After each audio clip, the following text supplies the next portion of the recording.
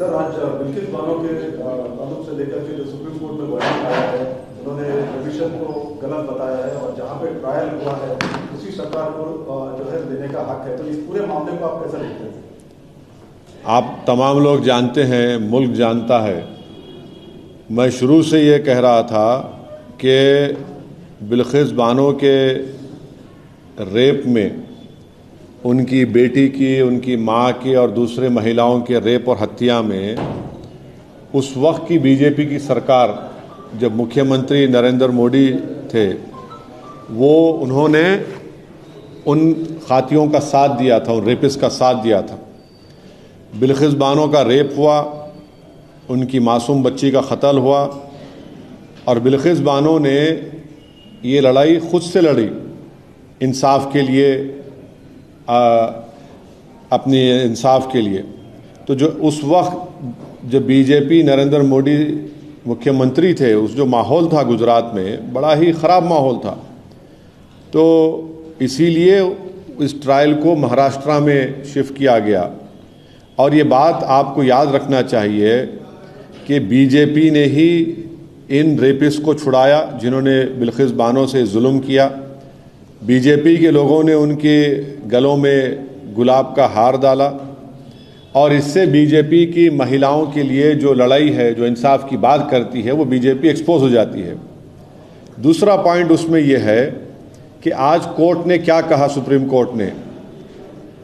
Court ने कहा the state of Gujarat acted in complicit with the convicts, यानी state of Gujarat खुद इन रेपिस्ट के साथ कॉम्प्लिसिट थी। बुनियादी बात यह बेसिकली ये है कि गुजरात में बीजेपी की सरकार रेपिस्ट की मदद करने का काम कर रही थी और ये बात आप भी जानते हैं कि उसमें बीजेपी के दो एमएलएज ने ये एंडोर्स किया कि इन रेपिस्ट को छोड़ दिया जाए और एक बीजेपी के एमएलए ने उनको संस्कारी भी कहा था।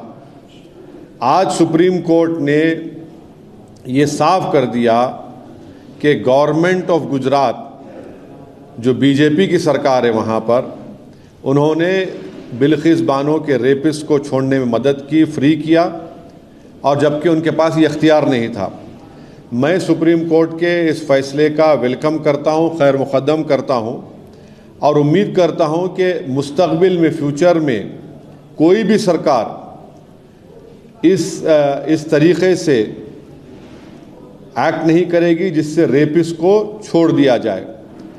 रेपिस्ट जो होते हैं महिलाओं के, उनको ये मालूम होना चाहिए कि उनके पास कोई इम्यूनिटी नहीं है और अगर कोई रेपिस्ट ये समझ रहेगा कि मेरे पास एक रूलिंग पार्टी का आइडियोलॉजी का मैं मानने वाला हूं तो मुझे वो सरकार छोड़ देगी, वो उनको ये समझ जाना चाहिए कि पॉलिटिकल आइडियोलॉजी से आपको नहीं छूट मिलेगी। और आखिरी बात ये है कि इस तमाम चीज़ों में हम यूनियन होम मिनिस्ट्री के रोल को भूल जा रहे हैं। यूनियन होम मिनिस्ट्री के आज जो वज़ीर हैं जनाब अमित शाह, उन्होंने अप्रूवल दिया था इनका रिमिशन और प्रीमेच्योर रिलीज़ के लिए, और एक जुलाई 11, 2022 का लेटर है यूनियन होम मिनिस्ट्री का। हम पूछना चाह रहे कि क्यों अमित शाह की होम मिनिस्ट्री ने इस तरह का लेटर दिया। तो इससे बात साफ जाहिर होती है कि नरेंद्र मोदी जो नारी शक्ति की बात करते हैं, ये सिर्फ जुमलेबाजी है और इन्होंने यहाँ पर बिल्किस बानो के रेपिस्ट को छोड़ने का जो काम किया, इससे एक्सपोज होते हैं। अब बताइए बुलडोज़र कहाँ चला गया, ठोक देंगी पॉलिसी कहाँ चले गई। बीजेपी बिल्किस बानो के रेपिस्ट को छोड़कर बीजेपी आज रेपिस्ट के साथ खड़ी हुई है, चाहे वो सरकार में हो, सेंटर में हो या स्टेट में हो। बीजेपी की सरकार ने इनको छोड़ा, और क्यों छोड़ा? इलेक्शन से पहले छोड़ा, गुजरात के विधानसभा के चुनाव से पहले। अब बीजेपी इस जजमेंट के बाद खामोश क्यों है? बीजेपी आज बीजेपी को खामोशी तोड़नी चाहिए। हम ये डिमांड करते हैं कि बीजेपी और नरेंद्र मोदी की सरकार बिल्किस बानो से माफ़ी चाहे, बिल्किस बानो से माफ़ी चाहे, क्योंकि सुप्रीम कोर्ट ने ये कह दिया है कि आप, माने सुप्रीम कोर्ट के वर्ड्स क्या हैं, the state of Gujarat acted in complicit with the convicts. तो मेरा डिमांड ये है कि नरेंद्र मोदी की सरकार बिल्किस बानो से माफ़ी मांगे, उनको अपोलोजाइज करे।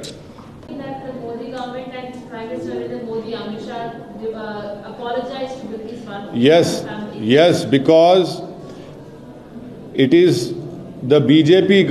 This incident happened when Mr. Narendra Modi was the Chief Minister of Gujarat, and the environment was so communally poisonous that this whole trial for Bilkis Bano to get justice, the trial was shifted to Maharashtra. And what we know is that now, after today's Supreme Court order, when the Honorable Supreme Court said that the state of Gujarat acted in complicity with the convicts, the environment was very bad in Gujarat at that time. And please see that it was the two BJP MLAs who endorsed the release of this rapist. And one of the BJP MLA called this rapist as Sanskari. Now today the Honorable Supreme Court had held that the government of Gujarat deliberately helped this rapist to get free, and it did not have the power to do so. I welcome this judgment, and I hope it acts as a precedent against all the rapists in the future. The rapists should understand that just because they affirm a political ideology which is endemic to the Constitution of India, they will not be set free. And the last important point is that the Union Home Ministry approved the remission and the premature release of these convicts through a letter dated July 11, 2022. It is very clear that when Sri Narendra Modi talks about Nari Shakti, it's just a hollow claim. It has no relevance on the ground, because it is they who are now standing with this, with the rapist of Bilkis Bano. So the BJP government in the state of Gujarat and the BJP government in the center both have helped in releasing these rapists of Bilkis Bano, the killers of her mother and her other four women.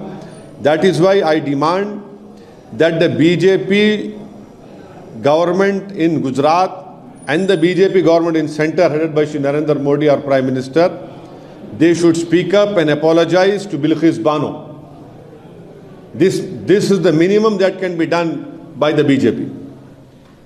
Sir, अभी क्या इनको जो भी rapist है उनको फिर से पकड़ा जाए तुरंत, और बिल्किस को रिहैबिलिटेशन पे क्या-क्या करना चाहिए? देखिए, अभी तो सुप्रीम कोर्ट ने कह दिया कि उनका रिमिशन गलत है, तो उनको वापस जेल जाना पड़ेगा। अभी ये है, बिल्किस बानो को इंसाफ नहीं मिला था, इसलिए गुजरात से वो महाराष्ट्र गई। महाराष्ट्र में इनको सजा हुई और फिर गुजरात की सरकार ने इनको रिमिशन दिया। तो मिनिमम कर्टसी ये डिमांड करती है कि बीजेपी की सरकार गुजरात की और हमारे वतन अजीज़ की जो सरकार, जिसके वज़ीर आज़म जनाब नरेंद्र मोदी है, वो बिल्किस बानो से माफ़ी मांगे। Sir, the SC also made an observation that said that the Gujarat government had usurped the power of Maharashtra government by deciding the remission plea, which doesn't even. Gujarat government had usurped the power of Maharashtra government by deciding the remission plea of convicts in the Bilkis Bano case, as the Maharashtra government has the jurisdiction to decide remission. But the fact that Gujarat government did the remission instead of Maharashtra, do you think it's for the elections? Well, you see, now let us not go into the complete details. I have also read it on Live Law and Bar and Bench, what you have just said. But the gist of the whole thing is what I have just told you. Okay, chaliye, shukriya.